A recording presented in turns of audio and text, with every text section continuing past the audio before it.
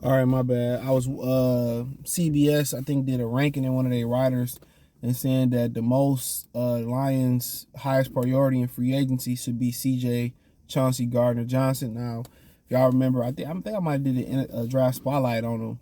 I was huge on him coming out of Florida. Um, but the thing about it, we got two good safeties. I think we all love Kirby Joseph. And I think a lot of people like Deshaun Elliott too, or Tracy Walker is one I was referring to. So, I mean, at the end of the day, um, I like Chauncey Gardner-Johnson. He's in the Eagles right now. I like the way he just overall, he overall play. He give you some ball hawk. He good in the box. I think he just came off an injury. 25 years old. New Orleans traded him over there. You like everything, you think. I remember just him, coming out of Florida. Good range. He had 11 picks this year, I believe. Maybe that's a career for 11 picks, but got some couple picks.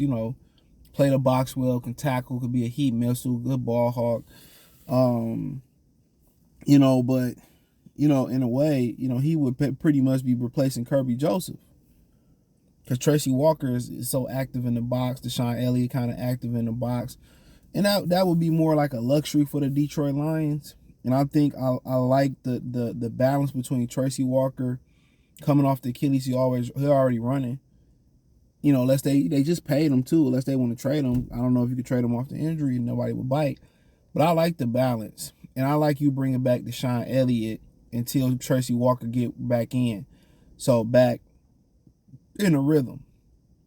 So I like what they're doing. And don't forget, you got Melifano, who more than likely might shift back to corner.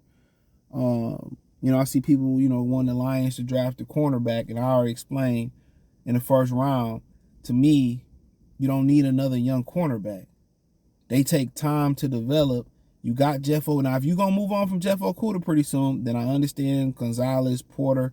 You need a veteran cornerback you need to go get. If it's free agency, if it's via trade, Jalen Ramsey, somebody else, you need a vet. You need a vet at cornerback. And that's why I keep telling people, you don't keep taking these first round picks and keep putting them into the, Darius Slay second round pick. What was James Bradbury? Don't remember. They keep drafting these cornerbacks early in the draft. You draft Melifano in the third round. Jerry Jacobs was a good find. You draft Jeff Okudah in number 3 overall. You know what I'm saying? How many young corners do you need? You need an elder statesman in that. But if that's the best on the board, I can't argue with it. Everybody want to keep drafting corners, They cool. But you can get by without name Kansas City corners. They got fucking the kid from Washington, McDuffie. That's the only one I can name. They cool. But if you dominate the front seven the way you supposed to, they really don't matter. And you're gonna have a great safety tandem for years to come. If Kirby Joseph and Tracy Walker get back on track, it's a great safety tandem. Tracy Walker was known for his cover skills coming out the University of Louisiana Lafayette. In the league, he's been a great athletic, active, box safety. But he does possesses the ability to cover in the nickel, even on the outside, as a corner. So once you start looking at it, I like the idea of Chauncey Gardner-Johnson. You love the idea of it, but I'm gonna believe in Kirby Joseph. I'm gonna believe in Deshaun Elliott. I'm gonna believe in Tracy Walker. And when he come back, he already running. I'm gonna believe in that. And I think your issues lie in Detroit is in the middle linebacker position and the interior defensive tackle position. Those are your two. Now, if you can go out there and you can go find another great pass rusher at 6, so be it. But that's where your two main issues lie, is middle linebacker, interior lineman, and a true veteran cornerback that can be a number 1. But if you don't believe in Jeff Okudah, then you take Gonzalez, you take Porter, and them. But you think they going to come in and help you next year win something? It's not going to happen. That's what Chance say, McDuffie, he made good for Kansas City, but you got to remember, he playing with Carl Lafitis up front, Chris Jones, Frank Clark, a plethora of good interior and pass rushers on the edge. So if you're gonna take a rookie cornerback, then you gotta do like I said, that's to me, that's the equivalent of taking a fucking quarterback. Excuse my language. That's what it is. It's gonna take a year or two to get acclimated, right? The same thing.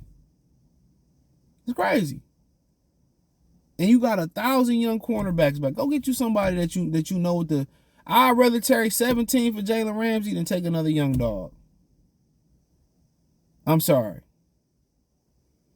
Matter of fact, I'd take it one. No, I ain't gonna say that.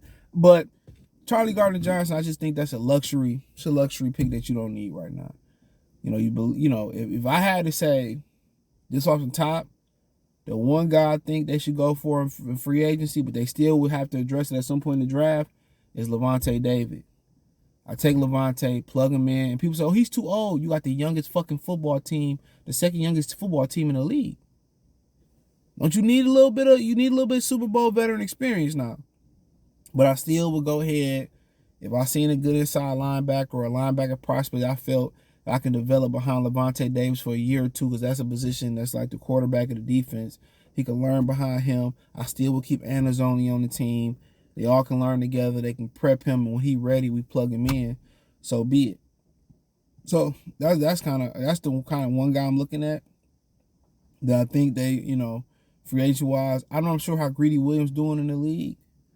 And James Bradbury probably gonna be out there. He spun us one time. He'd be a good dude to pay, but then he creep around that 29-year mark. And the one thing I like about Jalen Ramsey, I'll kind of go into this. The one thing I like about him, I think he has the potential to play safety. So you have a lot of versatility with him. Nickel, safety, corner. So you can move him around. So I think he'll have a second life after cornerback, like Rod Woodson did and like Charles Woodson did. Charles moving kind of that hybrid safety nickelback position. So yeah, they got a lot of young guys in that back end, man. You need an elder statesman back there.